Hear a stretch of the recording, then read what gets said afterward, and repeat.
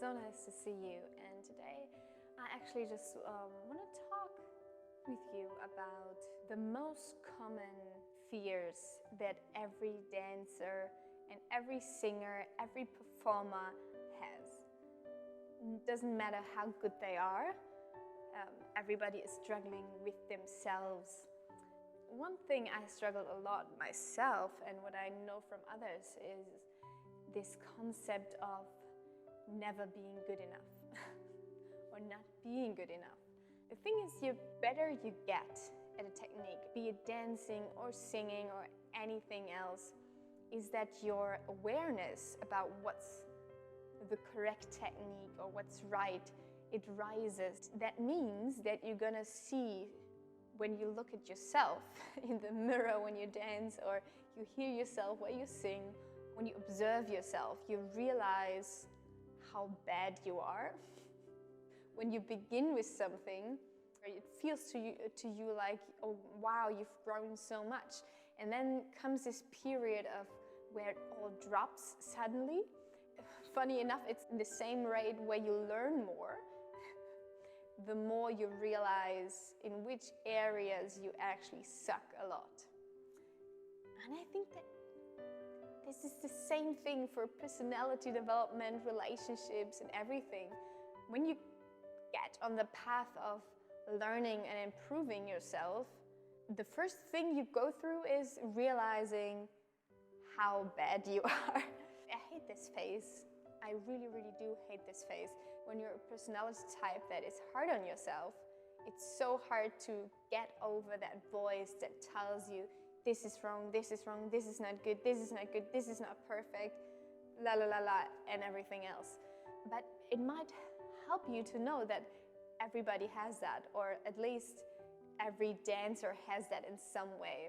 I hope that there's a new generation of young kids who start to dance or start to sing, and they just have no self-judgment at all. They just do it naturally. For them, it's just fun and not anything else. For a lot of dancers I heard, it's so hard to get over that not feeling good enough thing.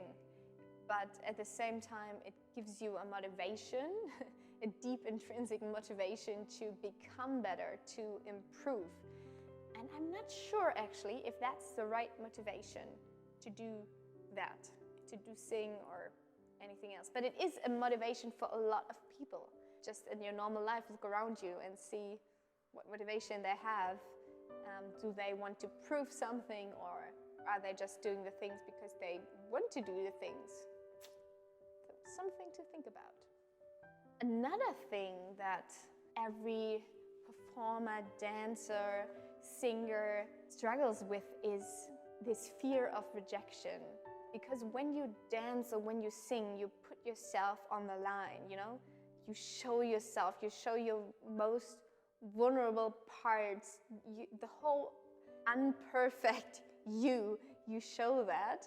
For some people, it's a huge fear of being found out, of that people judge them, people might not like them or talk bad about them. And I experienced that myself a lot as well. It's just not a good feeling actually, but you have to overcome that as a performer. Dancing and singing, there's more to it than just you putting yourself on the line. Actually, you can have an intention when you do a performance. It's an art form because you try to express emotions. You try to show something, to inspire something, to do something with the viewer's eye.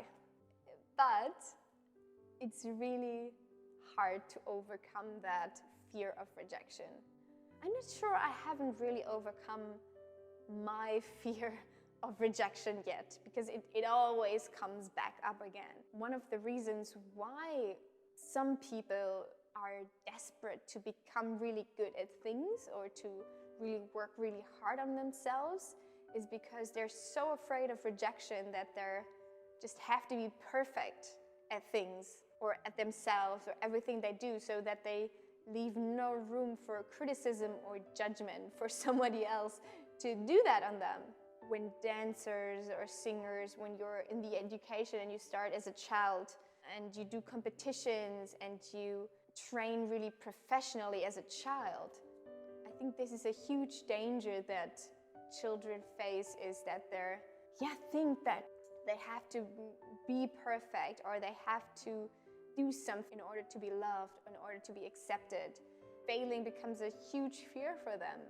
That brings me to the last thing every performer is afraid of, and that's failing. There's nothing worse than being on a stage in front of don't know how many people who see you do something, sing or dance, and then you make a mistake and you fail. For all the reasons I said before, this is terrifying. It's terrifying. So you practice and practice and practice till you get it perfect so that you can't have any mistakes, but you're still gonna be afraid of failing.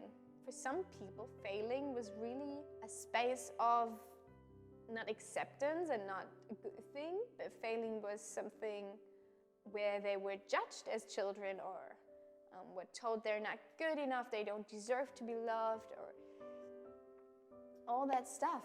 I think sometimes we think that performers are those people who are a little bit self-centered, like this outgoing, charismatic people who have this huge confidence.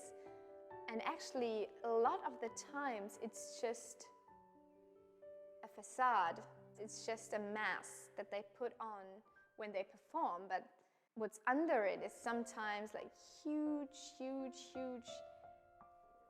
fear of not being good enough, of not being accepted, the fear of being rejected from people or not being loved. And then this thing that you always have to be perfect, where you have to control how you look and how you perform what you produce so that people will like you and will love you. I think being a dancer or being a performer, it goes so deep sometimes. It's not just, I dance a little bit, I sing a little bit, and we're all happy and confident, and we just think about ourselves. Actually, that's not the truth. Sometimes really you have behind this charismatic characters, you have people who have a side of them that has low confidence, where they're afraid of not being perfect. And I think it's important that people see this as well. This is one of the things what I am as a dancer, I as a singer, wanted people to know is, yes, I look very confident and I talk very confident and I can stand in front of people and teach and come across as really confident. And one part of me is really confident. But then there's actually other parts of me that aren't that confident. And I think it's important to see everyone with that lens is, yes, they have parts and areas where they're confident, but they also have parts where they're not confident, where they need assurance and where they need your support. That's my message for today. I hope you're doing fine in this Corona crisis. I wish you all the best. Yeah. See you soon.